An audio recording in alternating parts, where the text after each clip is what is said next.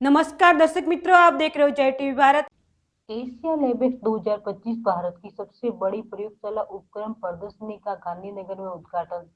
प्रयोगशाला उपकरण विश्लेषणात्मक तकनीक, जैव प्रौद्योगिकी, निदान और रासायनिक उपभोग्य सामग्रियों पर केंद्रित भारत की सबसे बड़ी और व्यापक प्रदर्शनी एशिया लैबेक्स का आज गांधीनगर में उद्घाटन हुआ।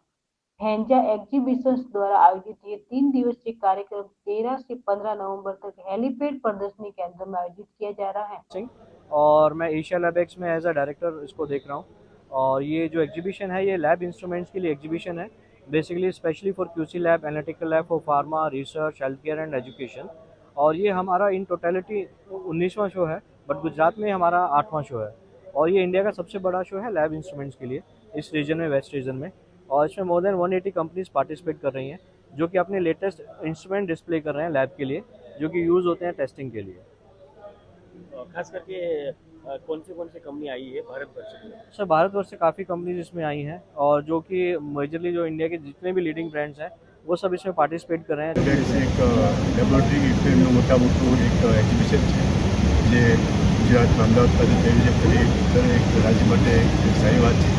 આજે ગુજરાત એક ફાર્માસ્યુટિકલનું એક કેપિટલ છે. આજે ભારત ફાર્માસ્યુટિકલ વર્લ્ડ છે તો એમાં ગુજરાતનું એક મોટું કોન્ટ્રીબ્યુશન છે. ગુજરાતમાંથી જે દવાઓ બને છે એની ગુણવત્તા પણ દેશમાં નંબર 1 છે. અને આજે લેબોરેટરી ઇક્વિપમેન્ટ આપણે અહીંયા ભેગા થયા છે અને અત્યારના જે પ્રમાણે આટલું બધું માહોલ છે, ક્વોલિટી કંટ્રોલ રિલેટેડ બધા ઇક્વિપમેન્ટ જે બધા અત્યારે આપણે ડિસ્કસ કરવાના છે, તો અત્યારે મારે એટલું કહેવું છે કે આ એક જર્ની જે ચાલુ થઈ હતી ક્વોલિટી કંટ્રોલ માટેની, જે ઇન્સ્ટ્રુમેન્ટ માટેની, જે ઇન્ડિયા આપણે બધા બહારથી ઇક્વિપમેન્ટ